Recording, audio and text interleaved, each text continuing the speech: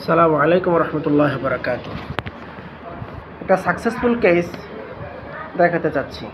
Treat the patient not the disease এর আলোকে যে চিকিৎসা করতে হয় এটা একটা জলজান্ত প্রমাণ।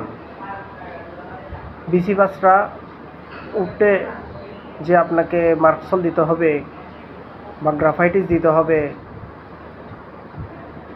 বা নাইট্রিক অ্যাসিড দিতে হবে এমন কোনো কথা নয়। এই ছেলেটিকে নেট্রামিওর ওষুধটা প্রয়োগ করে তার খুব কঠিন ইরাপশন, পুঁজলা বিচি, বড় বড় বিচি, পুঁজলা, ব্যথা এগুলো সারিয়ে তুলেছে আলহামদুলিল্লাহ।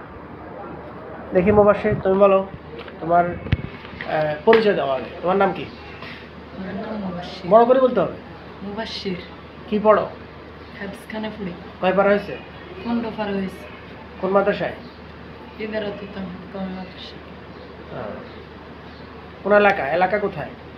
জগদীশপুর। চন্দ্রগঞ্জ না নোয়াখালীতে পড়ছে? এটা নোয়াখালীতে পড়ছে। নোয়াখালীতে পড়ছে। তোমার এখন বিসি বাচ্চাগুলো কি অবস্থা বলো? আলহামদুলিল্লাহ ভালো আছো? জি। কি ছিল দেখাও দেখি, কোথায় কোথায় ছিল? হাতে ছিল। এই সামনে আনো, ভিডিও সামনে আনো। হ্যাঁ, এগুলো কেমন বিসি ছিল? কিরকম বিসি ছিল? অনেক ব্যথা হয়েছে। অনেক ব্যথা, অনেক পুজ। জি। আর কোথায় ছিল? পায়ে ছিল। পায়ে ছিল। হাঁটুটা ওটা লাগবে না, থাক।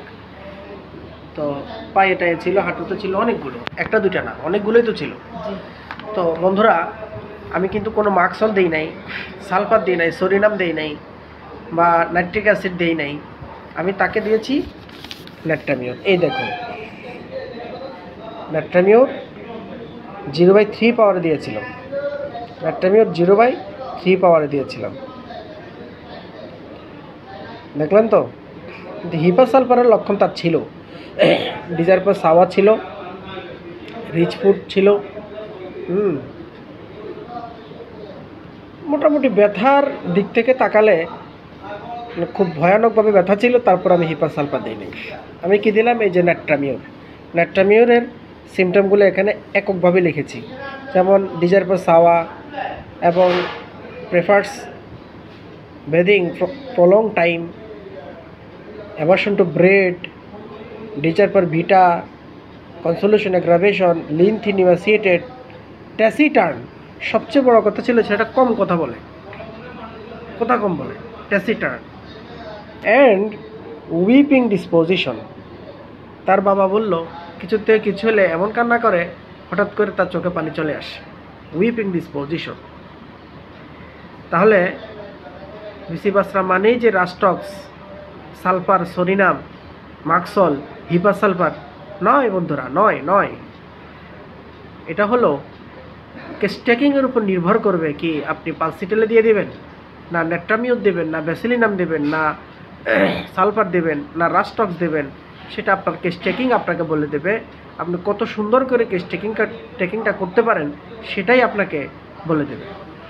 তো ধৈর্য ধরে ঠান্ডা মাথায় এই ছেলেটির স্ট্যাকিংটা করেছিলাম। কে জানে যে সে নেট্রামিওরের পেশেন্ট?